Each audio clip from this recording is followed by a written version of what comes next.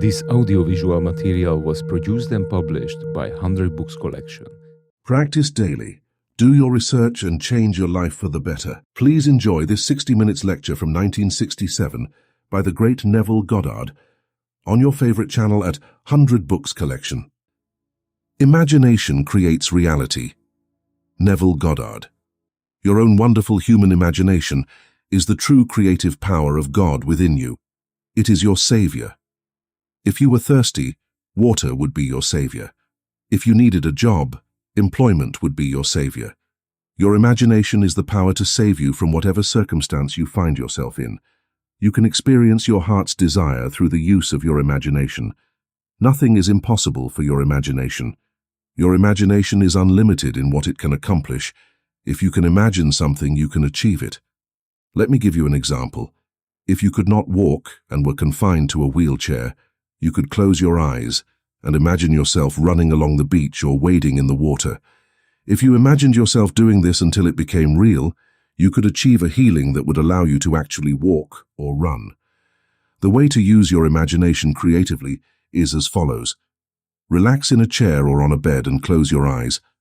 First determine what it is you wish to experience. Then, in this state of total relaxation, bring to your mind the end result of what you desire. For example, if you want to be promoted at work, the end result could be people congratulating you on your promotion. You could move to a bigger office. You would enjoy a pay raise. Take any of these events, and with your eyes closed, actually listen to your friends congratulate you on your promotion. Feel their hand in yours as they tell you how happy they are for you.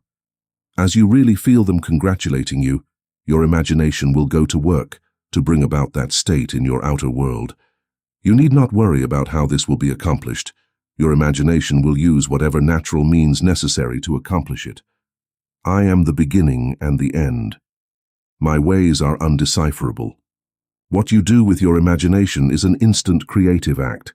However, in this three-dimensional world, events appear in a temporal sequence. Therefore, it may take you a short interval of time to realize in the outside world what you have just experienced in the imagination.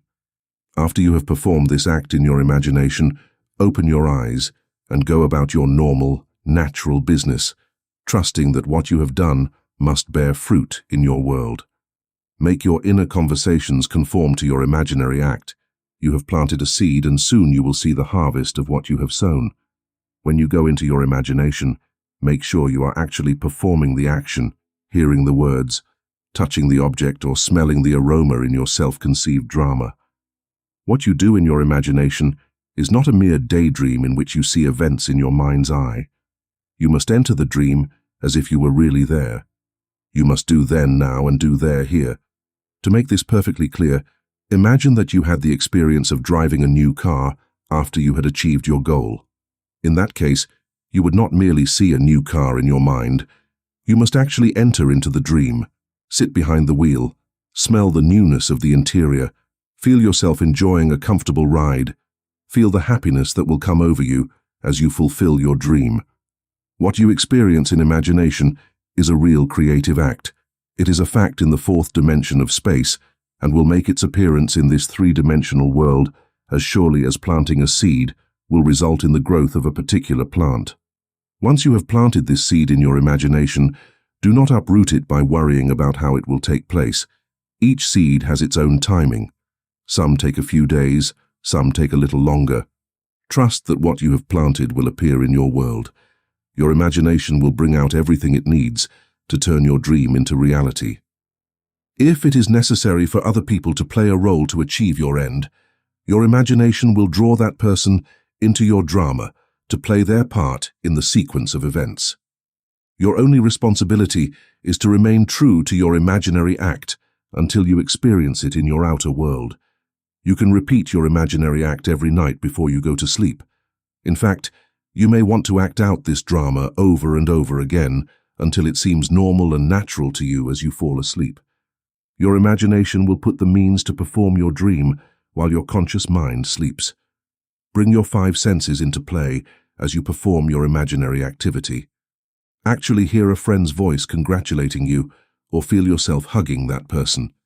If you wanted a new piano, run your hand across the smooth wood. touch the keys, and listen to the sound. If you would like to receive a dozen roses, really smell their fragrance and touch their velvety petals. Finally, you must be persistent in achieving your desire. Keep imagining what you desire until you have actually obtained it. Do nothing else to obtain your desire. If it is necessary to take some action, you will be led to do it normally and naturally. You don't have to do anything to help you get it. Remember that it is God Himself who is doing the work, and He knows exactly how to accomplish it. If you think about your desire during the day, give thanks that it is already an accomplished fact, because it is. Dream better than the best you know. A cause. Nothing is impossible. There are two ways to interpret this statement, both correct. The obvious meaning is that it is possible to achieve anything you desire. It can also be interpreted to mean that it is impossible for nothing to exist. Everything we are aware of or perceive in some way is something. It is inconceivable that anything can come from nothing, or that anything can become nothing. It is a fact that nature abhors a vacuum and always rushes to fill it with something. Some force or power created all that is. According to the Bible, creation is finished. Not only is it finished, but God said it was good. Have you ever thought about what God could have used to create everything that exists? If creation is finished, how is it possible to beg God to create something in your life that did not exist yesterday or today? Is it hard to believe that God said His creation was good? If all of creation is good, why do people experience problems, and how can wars, crimes, famine, and other undesirable conditions exist? The answers to these questions are found on the following pages. Understanding these answers will enable you to see that it is impossible for nothing to exist. You will also see that you can obtain anything you desire because nothing is impossible for the creative power that resides within you. You can be, and you can have anything you desire to be and to have. There is no limit to what you can achieve for yourself and others. It does not matter what your present circumstances are. The principle that you have unconsciously used to bring about the undesirable conditions in your life can be consciously applied to make all your dreams come true. Creation is finished and it is good. God created the earth and everything on it, and God said it was good. Man has wondered about these statements for centuries. If man really understood their meanings, he would not be confused or anxious about his past, present or future. Understanding these two statements would enable man to realize that he alone controls his actions and the circumstances of his life. Let us take the first statement. God created the earth and everything on it. God is infinite. Therefore, God must have been before any form came into existence. What substance could He have used to create all that exists? There can be only one answer. God created all that exists from the only substance available, Himself. God, thought consciousness, uttered the word and created everything from Himself. Everything you perceive is made of the one substance, God. The only substance behind everything is energy, and that energy is God or the Word. Although scientists and doctors can analyze the various chemicals from which the body is made, none can combine these chemicals to form a living person. Since God created all that is from Himself, it follows that God is the Creator and the creation. God expresses life through each of us. It could not be otherwise. Take the second statement. God said that His creation was good. That statement has confused man, who believes that if God is good, another power must have created what is not good. However, man also recognizes that God is infinite, omnipotent, omnipresent, and omniscient. These qualities of God must include all forms, all events, and all situations. If it were possible to eliminate from the world all that is discordant or inharmonious, it would not be possible to experience the reverse of that condition. Perhaps this statement can be more easily understood by thinking of the principle of mathematics. By adding 5 and 6, it is possible to get the wrong answer of 12. To eliminate that possibility, one would have to eliminate the number 12 from the set of numbers. Therefore, it would be impossible to add 6 and 6 and get the correct answer of 12. It can be seen that by eliminating the possibility of a possible incorrect answer, all the numbers would end up being eliminated, and the mathematics would not be possible. However, Just as mathematics exists and can be used by anyone who has acquired an understanding of how to use the principle to obtain correct answers, so the principle of creation can be understood to obtain the desired results. Since God has given us all free will, you can choose the states you wish to occupy. God does not predetermine your destiny or punish you for your mistakes or misdeeds. Because a man may not understand the law of mathematics, he may be adversely affected when he makes a mistake in subtracting an amount in his check register. The law of mathematics is not punishing him.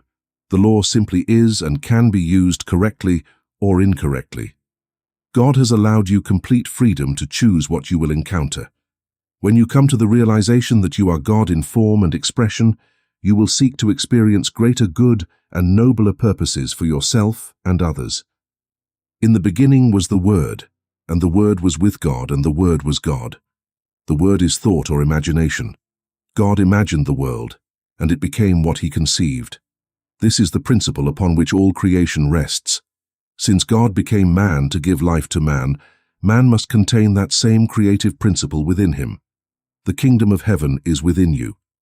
We have created our personal world through thought. If you are experiencing lack, limitation, disease, disharmony, or any other unwanted condition, you have consciously or unconsciously brought these conditions into your experience. Most people do not realize that thought, belief, and imagination have created their individual worlds. There is no other cause for the conditions of your life. You can choose not to believe this, but whether you believe it or not, everything you contemplate in the outer world was conceived within your own consciousness before you experienced it. What you think with feeling, what you believe to be true, and what you imagine yourself to be or to have is the cause of everything in your personal world. You may believe there is some other cause. You may blame others for your problems. You may believe that events were forged by fate or chance, but if you are objective and observe your own beliefs and thought patterns, you will see that your world faithfully reflects everything you believe to be true of yourself and others. There is nothing and no one to change except the ideas from which you think. We think from ideas that we consent to as true and imagine situations that match our beliefs. Consciousness is the only reality. It is the creative principle that brings to your experience the exact duplicate or reflection of what you imagine to be true. The world we live in reflects everything we believe and imagine to be true, whether good, bad, or indifferent.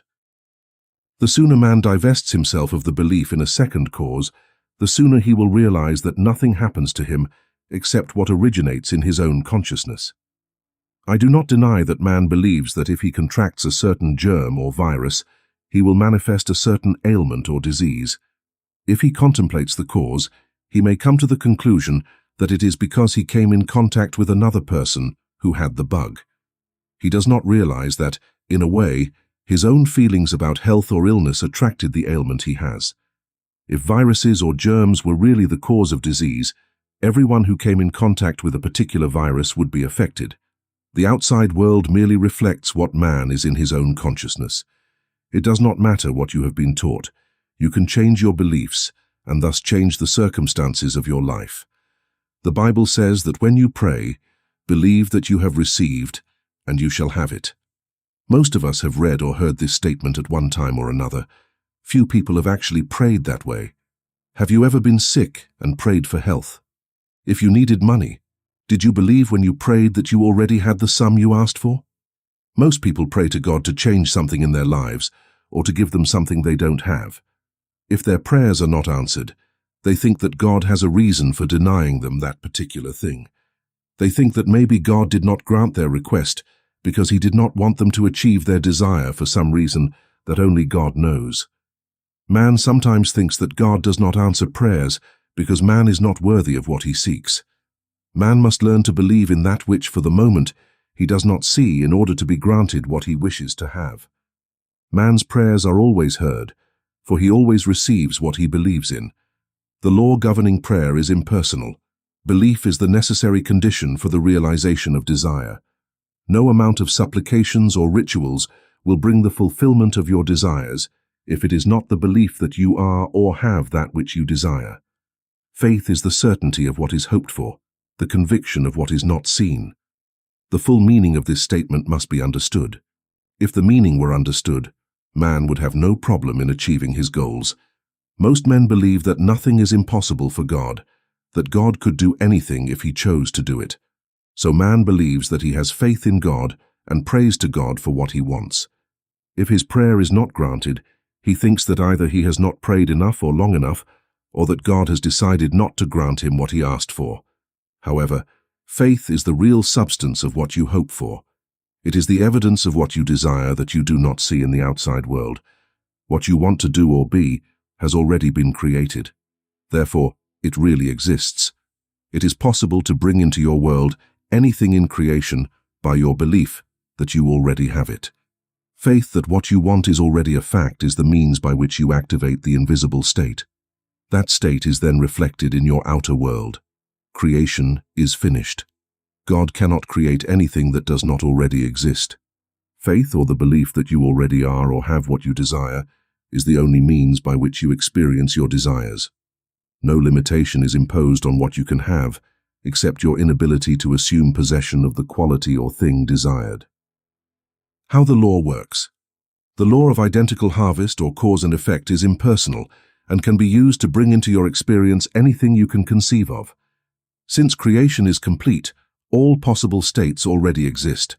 You're merging with a particular state, imagining with feeling what you would experience if you were in that state, causes that state to be projected onto your screen of space. This law cannot be changed or broken and always reproduces in your outer world the exact duplicate of whatever belief you consent to as true. If you want to change your world, you must change your beliefs. Since consciousness is the only cause, you cannot blame others for the conditions that currently exist, nor can fate or chance be the cause of what you are experiencing now.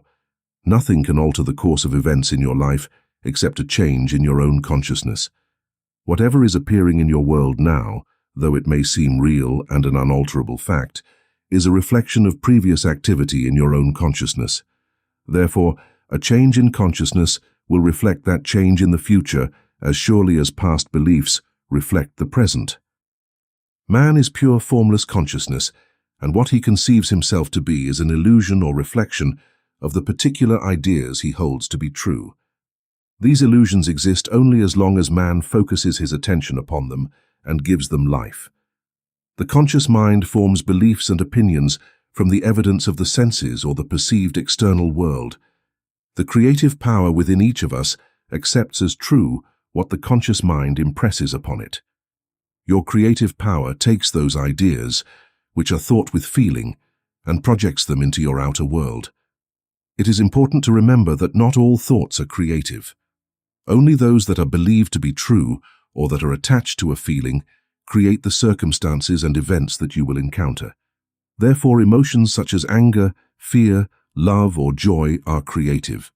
You must guard the emotions you allow into your consciousness in the same way you would discriminate against allowing a stranger into your home.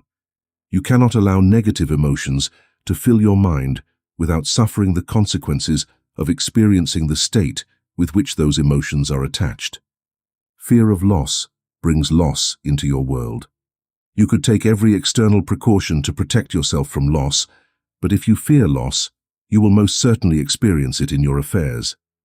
Feelings of love and joy create happy events and loving relationships. Feeling abundant brings wealth into your life. A person who is unloving or distrustful and feels that others take advantage of them attracts to themselves what they believe in. No matter what he does outwardly, his relationships with others will reflect what he accepts as true. She may want a loving relationship, but she can only attract to herself what she is aware of. Literally, like attracts like. As it is within, so it is without. Consciousness is reality, and what our senses perceive and seem so real is but the shadow of what we believe ourselves and the world to be.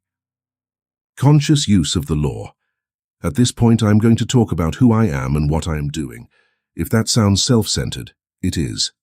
66 books have been written about who I am. I'm going to quote a few sentences from some of those books. You may have heard many of these quotes, but you may not have realized that they speak to the being that I am. The first quote is taken from the book of Exodus. In it, Moses is talking to God and says, "When I return to the people, "Who shall I tell them that sent me?" The voice replies, "Tell them that it is I who have sent me to you. That is my name forever, and by which I will be known to all generations." The 10 Commandments say, "You shall not use the name of the Lord your God in vain." Thou shalt not is a commandment. Thou shalt not means you are not to do it. It means that under no circumstances should you do it.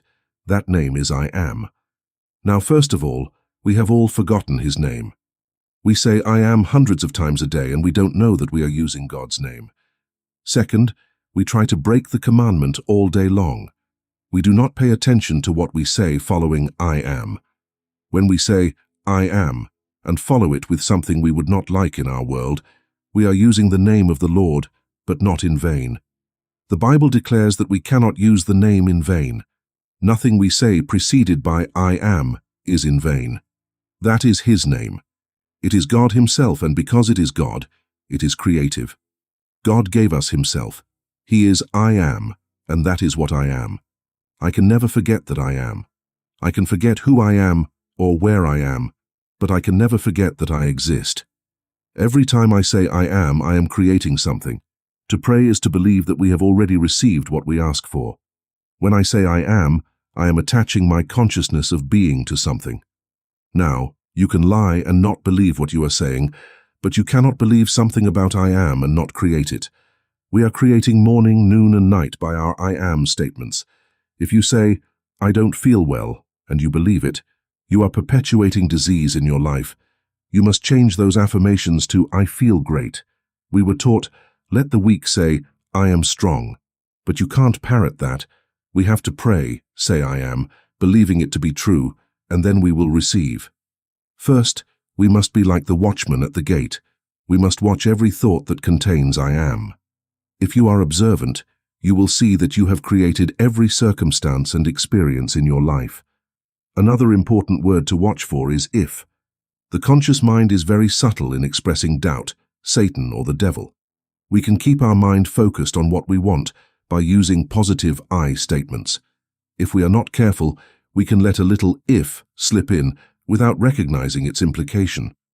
We might say, I feel wonderful, but then say, however, if the pain continues, I will go to the doctor on Tuesday. Ifs are always followed by something negative, and that is nothing more than doubt creeping in to rob us of the good seed we have sown. Eliminate the word if from your vocabulary, as it is not productive for what you would like to harvest. If puts everything in past or future tense, and I always experience what I think I am. I am is not future tense. To be well is not to be well. I must believe that I am already what I want to be. Remember, every word that comes out of my mouth shall not return to me void. Do you believe it? In the beginning was the Word, and the Word was with God, and the Word was God. What is his name? I am. So, begin to monitor every word, I am, you say. Do you see a pattern? Don't the circumstances of your life reflect what you have been saying? You have been misusing the creative power that is God. I am. Now that you are aware of what you have been doing, watch every word and make it match what you wish to bring into your life. Eventually, you will have faith that what you are affirming, even if there is no external evidence to support it, is a fact in consciousness and will soon be projected so that you can experience it externally. Knowing that God really did become you because he is I am, you must realize that you are using your power to create every time you use that name. Free will. Creation is over, and you have free will to choose the state you will occupy. Therefore, it is important to determine the ideas from which you think. Whatever concept is accepted as true will be externalized in your outer world. The choice of what you will focus your attention on is the only free will you can exercise. Once a thought is accepted and charged with feeling, the creative power within proceeds to externalize it. Whether your assumptions are conscious or unconscious, they direct all action toward their fulfillment. It is a delusion that, apart from assuming the feeling of desire fulfillment, you can do anything to assist in its realization. Your own wonderful human imagination determines the means it will use to bring your assumptions to fruition. Each of us is subjected to a sea of ideas. We listen to the radio, watch the news on television, or listen to some gossip. If what we observe provokes an emotion in us, we have reacted and thereby planted a seed that will sprout at some point in the future. Thoughts do not stay in the past.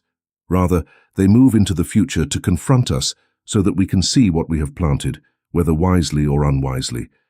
It is worthwhile to wake up in the morning and imagine yourself at the end of the day, having accomplished everything you wanted and feeling happy and content.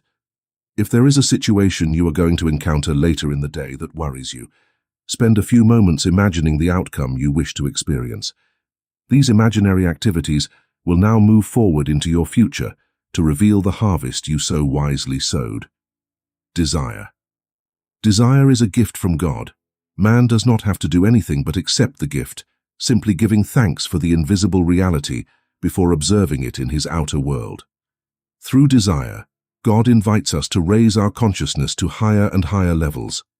During our journey through this dream of life, it is necessary to experience all possible states so that we can return as God, the Father, but enhanced by having experienced both good and evil. The desire to do more, to be more, and to have more than you currently express is the urge to expand. You may wonder if the desire to kill or hurt someone can be inspired by God.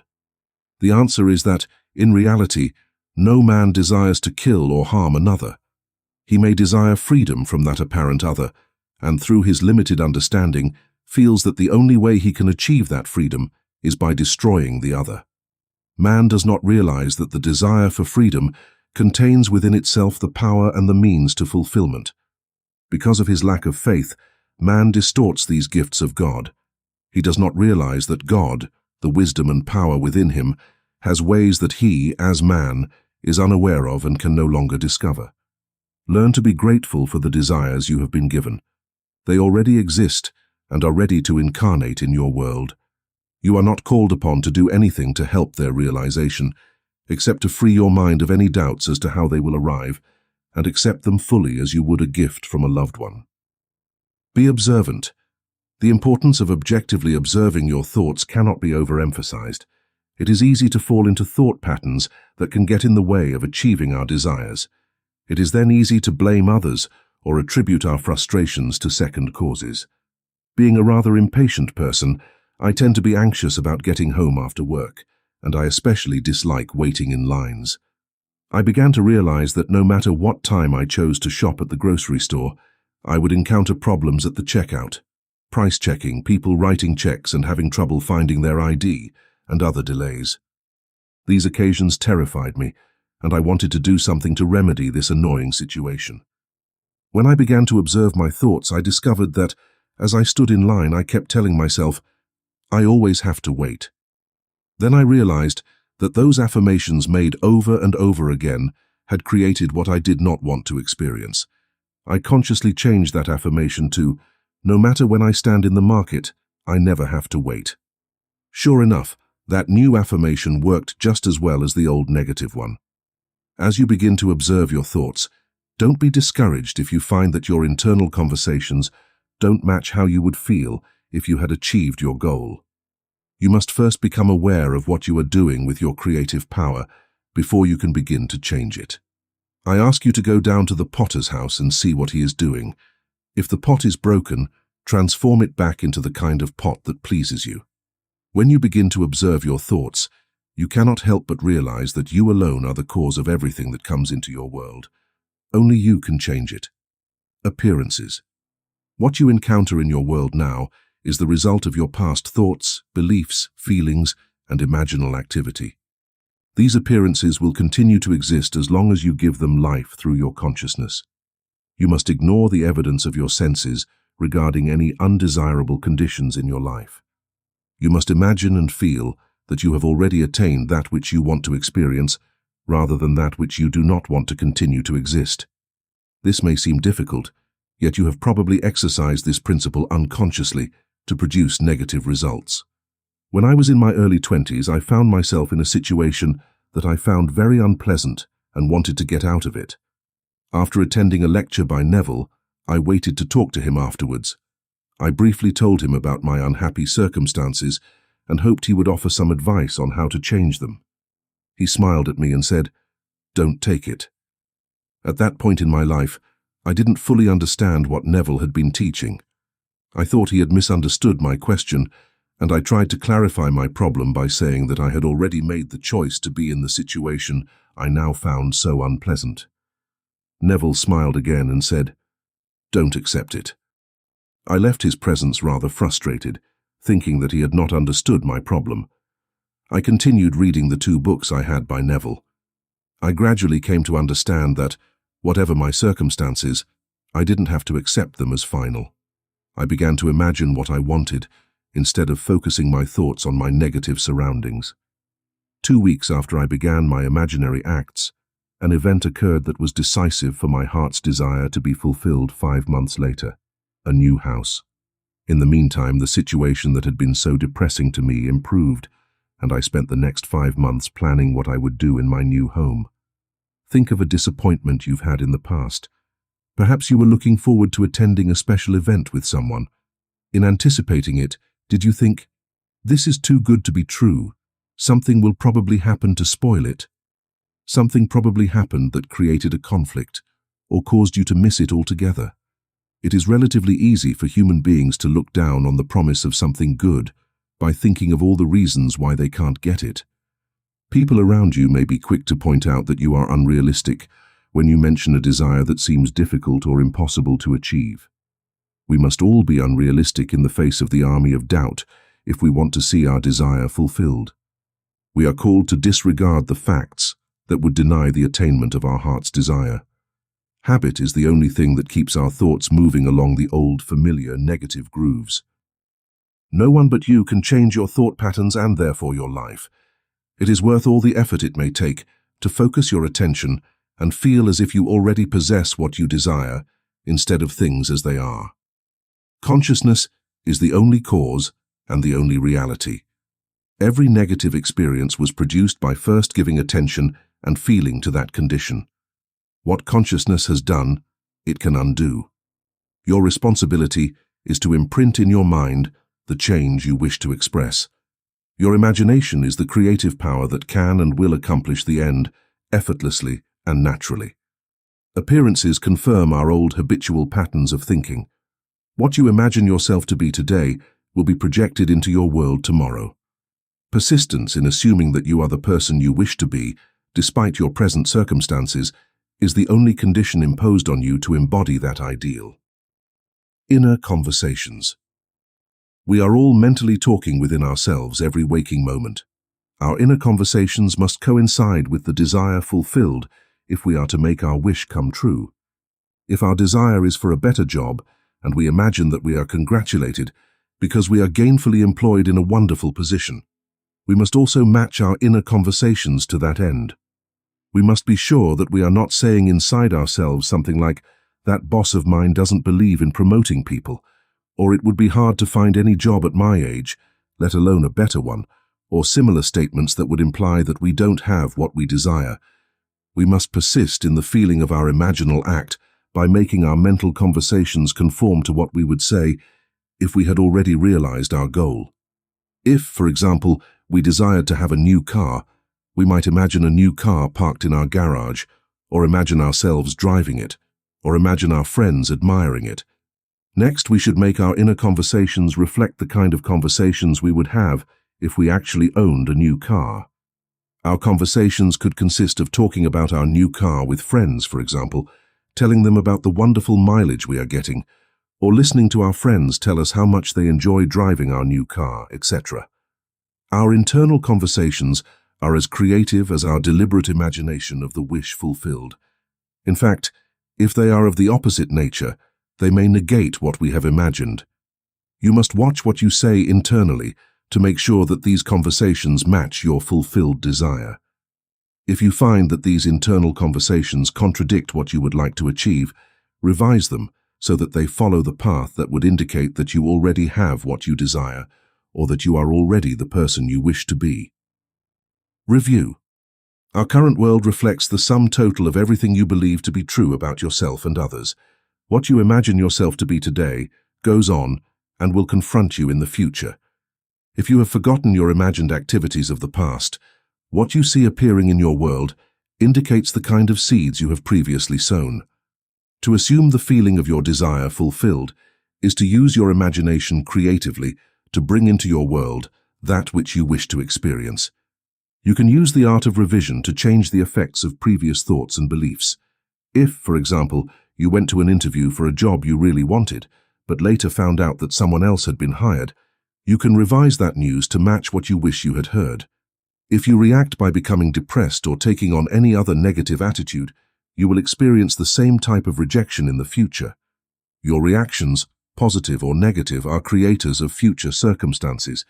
In your imagination, you may hear words congratulating yourself on getting a wonderful new job. That imaginal act now goes forward, and you will encounter this pleasant experience in the future. When you review your day, it is important to review each negative reaction so that you can remember it as what you wish had happened, rather than storing that memory as it occurred. What you think with feeling or emotion is a real fact. What you experience in the physical world is but a shadow reflecting the reality of your imaginal activity. Therefore, when you review a conversation, an unhappy experience, or a quality about yourself, you are literally experiencing it in reality, your consciousness. The outer world is a delayed reflection of the inner world and is confined to a dimension of space where events occur in a temporal sequence. The review, therefore, literally changes the past. It replaces what happened in the outside world with the revised version. The revised scene then emits its effect by going on to change future events. Dwelling on past irritations or wounds perpetuates them and creates a vicious cycle that serves to confirm those negative emotions. The cycle can be broken by starting now to review anything you no longer wish to keep in your world. By reviewing the past, you free yourself from any effect it may have on your future. The review is actually the key that can be used to unlock the doors that have kept you stuck in a particular state. Transform yourselves by renewing your mind. States of consciousness. All states exist and are a fixed part of creation. Anyone can enter a state consciously or fall into a state inadvertently. You can move into different states throughout your life, or you can occupy a single state. Desire is what usually motivates us to move from one state to a higher state. Since a state is total and complete in itself, when we enter a state, we are compelled to behave in a manner dictated by that state. For example, in the state of poverty, we would find ourselves constantly in need of funds. We would have difficulty making ends meet and would not be able to enjoy luxuries. If we were given a large sum of money, if we remained in the state of poverty, filling our mind with thoughts of lack and limitation, we would soon find ourselves without funds and experiencing the same difficulties again. The opposite would occur if we were to occupy a state of wealth. When we are in a state, we only see the content of that state and are compelled to act in accordance with all that the state entails. While you are in a certain state, you believe certain things to be true, and it would be difficult for you to understand another point of view. In the state of poverty, it is easy to focus your thoughts on the problems of providing food, shelter, and clothing. When you manage to get out of this state, you no longer find it difficult to acquire these things. Most people attribute this change in fortune to a change in circumstances. However, unless you have moved out of a state of poverty, no change of circumstances would be permanent. Rather, moving out of one state and into another in your imagination automatically creates a change in your outer world. The Bible has personified each type of state and calls these states by names familiar to us, such as Moses, Noah, Job, Peter, Andrew, and Jesus. Throughout our journey, we enter these states and experience all that they offer us. The last state we will enter is the state of Jesus Christ. In this state, we become aware that we are God, the Father, and that we have a Son symbolized as David, who embodies the sum total of all humanity. The journey begins with Adam, who fell asleep and dreamed the dream of life, and then entered the innumerable states to acquire the necessary experiences before awakening. When he enters the state of Jesus, he knows himself to be God, and his journey into this world of death is then complete. The play. As Shakespeare said, "All the world is a stage, and all men and women are mere actors. They have their exits and their entrances, and every man in his time plays many parts." This world, which seems so real, is as much a dream as the dreams we have while we sleep. Our waking dream seems so real because it has continuity, while our nighttime dreams seem like random sequences, taking place in unfamiliar surroundings and situations. God is the dreamer, the one who brings the play to life, and God plays all the roles. Everyone who appears in your world is God playing that role for you, the author. No one comes to me unless I call him. Each of us writes our own script. If you are not satisfied with the play, it is up to you to rewrite the script to fit your idea of what the play should be. You cannot require the actors to change the character they portray. All changes must occur in the author's mind. If there is someone in your world that you find annoying or irritating, that person has no choice but to play the role that is asked of them in the script. There is nothing you can do from the outside to bring about change in another person. You can use the art of revision to change a line of dialogue, substitute one character for another, and write happy endings for subplots in the play. When you begin to look objectively at this waking dream, you can see that you have been the author of both the pleasant and unhappy acts in your play. You can radically change the play by using your imagination creatively, assuming your wish fulfilled. You can change the script daily by revising the scene you did not like. The character that bothered you today will not bother you tomorrow if you write the dialogue you wish to hear and modify that role in your imagination. When you wake up to know that you are God, Father, and author of this magnificent play, you will understand that every man in his time plays many roles. Your real purpose. God became you so completely that he forgot that he was God. In becoming man, God reached the limit of contraction and opacity. God totally forgets that he is God in order to become and animate his creation man. God then goes through all the experiences of knowing good and evil and even death, in the confidence that man will eventually awaken from this dream of life to know again that he is God. There is only God in the universe, fragmenting as humanity, and God plays all the roles in this time-space dream. Your own wondrous human imagination is God in action. I am is Christ in you, your Savior, and Christ is the power of God and the wisdom of God. God speaks to us through desire, urging us to reach higher and higher levels of consciousness.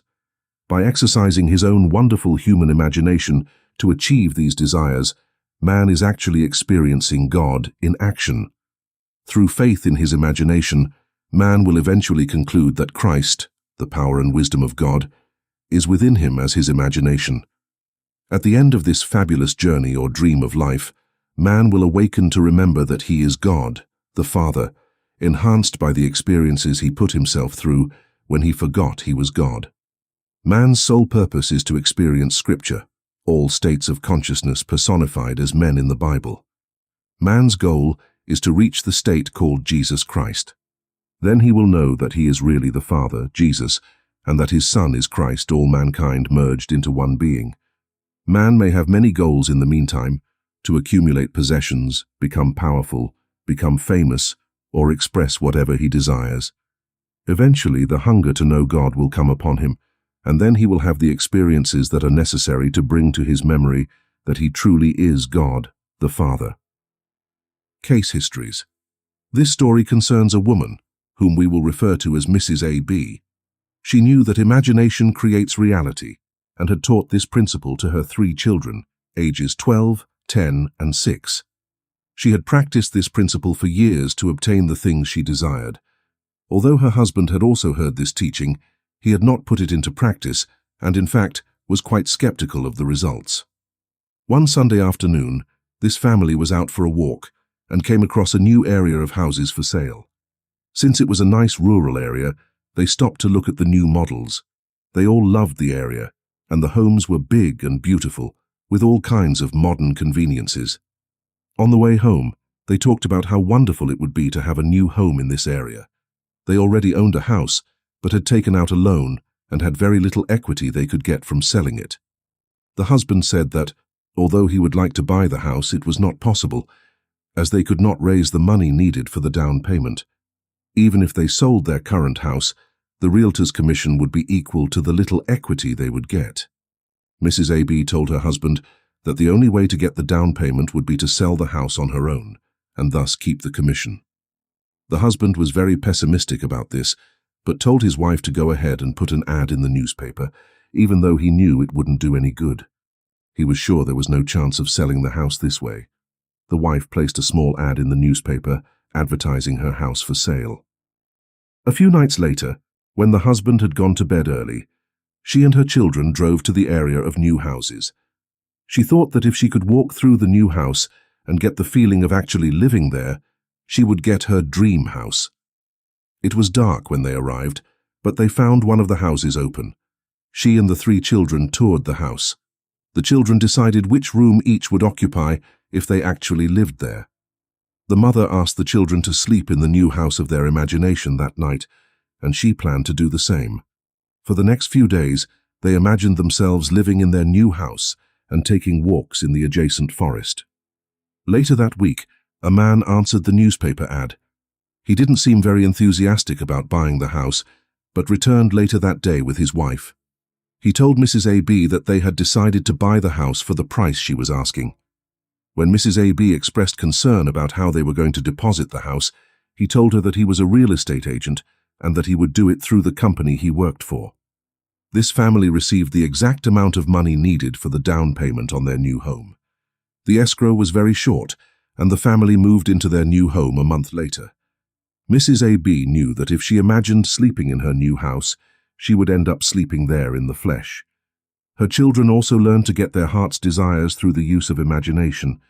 Mrs. C.D. was recently divorced and needed to work to support her children, as her husband refused to pay child support. Although her lawyer suggested that she take him to court for non-payment, she declined to do so. As part of the divorce settlement, she was given a very old and unreliable car. On his way home from work one Friday night, it was raining heavily, and most of the intersections were flooded. She was about a mile from home when she stopped at a stop sign. A truck coming toward her from the opposite direction came through the intersection, spraying a large amount of water as it passed. The woman's car engine stalled, and she was unable to restart it. She took off her shoes before getting out of the car, as the water was up to her ankles. She lifted the hood and began wiping the distributor cap with the handkerchief. He was crying and his tears mixed with the rain. She finally managed to start the car and get home to her children. She realized that she needed a reliable car if she wanted to work and support her children. She had no money for a down payment on a new car and did not earn enough to meet the car payments. The following Monday she went to work, and a co-worker invited her to lunch. The co-worker had just bought a new Pontiac Tempest and insisted that Mrs. C.D. drive her new car to the office. Although Mrs. C.D. protested that she did not want to drive someone's new car, she got behind the wheel and drove back to work. As she drove the new car, she got the feeling that it was hers and felt the thrill of owning it. For the rest of the week, as she drove to and from work in her old car, Mrs. C.D. imagined she was driving her own new car. The following Friday, Mrs. C.D.'s ex-husband called her and asked her if she would like a new car. It was the first time since their divorce several months earlier that he had offered to do anything for her, including paying alimony. The ex-husband worked at a new car dealership and told her that as a salesman he could buy a car of a particular make with no down payment and very low monthly payments. He told her that he was willing to pay the monthly payments in lieu of alimony and asked her to go to the dealership to choose the color she wanted. It just so happened that the make of the car that was eligible for this special offer was a Pontiac Tempest, the same make and model as the car she had driven and which belonged to her co-worker. Mrs. C.D. was able to obtain, through the use of imagination, what she would never have been able to obtain by her own means at the time. Her ex-husband, who had not offered her any financial assistance for months, was the chosen avenue to provide her with the car she needed. This is the story of Mrs. E.F., who wanted to live near the ocean and used her imagination to fulfill her wish. She did not want to sell her current house, but rather rent it for a year before making the decision to move to the beach for good. Mrs. E.F. told her wish to 2 friends. One friend, who had used the imagination principle, told Mrs. E.F. that she would imagine visiting her at the beach in her new house. A week later, Mrs. E.F. traveled to Hawaii for a scheduled vacation. There she received a call from a friend who lived in San Diego. This friend told Mrs. E.F. that a cottage had just come on the market that was perfect for year-round rentals, and that she thought it would be perfect for her. Her friend also told her that it was a very attractive rental, and that Mrs. EF would have to make a decision immediately, as it was very likely that the rental would not be available when she returned from Hawaii. Mrs. EF told her friend to tell the landlords that she would keep it, relying on her friend's recommendation. When Mrs. EF returned from Hawaii, she told her oldest daughter that she had decided to rent a house on the beach in San Diego. Her daughter called her later that day and told her that the mother of a friend of hers wanted to rent a house. The woman showed up the next day, said she loved the house and would like to rent it for a year. Mrs. EF gave notice at work and was able to move in within a month. Since she was a nurse, she had no trouble finding a new job at a nearby hospital. Since then, Mrs. EF has bought a house near the sea and has spent 17 happy years living on the beach. Mrs. EF imagined living on the beach, and her friend imagined visiting her there. They did this for a week. Interestingly, while she was on vacation in Hawaii, events rushed in to make her wish come true. She did nothing to find a new house or rent the one she had. Imagination was able to draw into her life the people necessary to make her wish come true. What is there to do after we have imagined our wish coming true? Nothing. You think you can do something, you want to do something, but in reality you can't do anything to get it. God, our wonderful human imagination, knows what things are necessary to realize our desires. It is only necessary to go to the end, to live in the end. My ways are unsearchable. My ways are higher than your ways. If we trust our imagination, it will perform all that we ask of it. Imagination can do all things. Have faith in it, and nothing will be impossible for you. This story is about a young man named EP, who was a wonderful athlete and was good at many different sports. At that time in his life, he became interested in canoe paddling. He joined a team and soon began competing in local races. In his second year of paddling, he was part of a team that competed in the 80-kilometer race between Molokai and Honolulu. Hawaiian outrigger teams usually came in first and were considered unbeatable. EP's team came in 7th place, and that was considered quite remarkable considering the large number of teams competing from around the world, along with the Hawaiian participants. After this race, EP began to imagine that his team had won the race. He spent the next year forming a new team, practicing and building his own outrigger canoe. He was convinced that if he imagined himself winning the race, his team would come in first. The following year, his team and at least a dozen others flew to Hawaii from Southern California to compete in the annual regatta.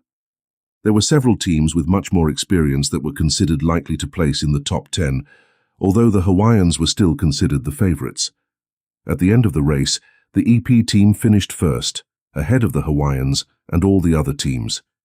EP now has a paddle engraved with the words World Champion, which was presented to him when his team took first place. After winning this coveted title, this young man went on to coach other teams. He also started making canoe paddles. His paddles are known around the world and are used by canoe paddling teams that are among the best in the world. EP now lives in Hawaii and enjoys coaching teams, making paddles, fishing and sailing his own boat. He also uses his boat as an escort boat in the annual outrigger regattas. Mrs. J.K. lived at her twin sister's house after she was divorced. Mrs. J.K. had 3 children, 1 boy and 2 twin girls. Her sister and her husband had 3 boys. Needless to say, the home was crowded. Mrs. J.K. wanted to get married and live in her own home. She had been dating a man, but decided she did not wish to continue the relationship and broke it off. Many of her friends tried to match Mrs. J.K. with eligible men they knew, but she was not interested in blind dating. Several of her friends commented that if she wanted to meet an attractive man, she would have to leave the house. The twins believed in the creative power of imagination and had a friend who also knew the power of imagination. The 3 women decided that they would imagine a ring on Mrs. J.K.'s finger, implying that she was married. They did this for several weeks. During that time, Mrs. J.K. also imagined herself living in her own home. However, when she tried, she imagined a house exactly like her sister's.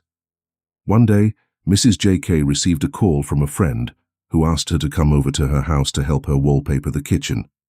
Mrs. J.K. agreed to help her friend, who lived a few blocks away in the same area of houses.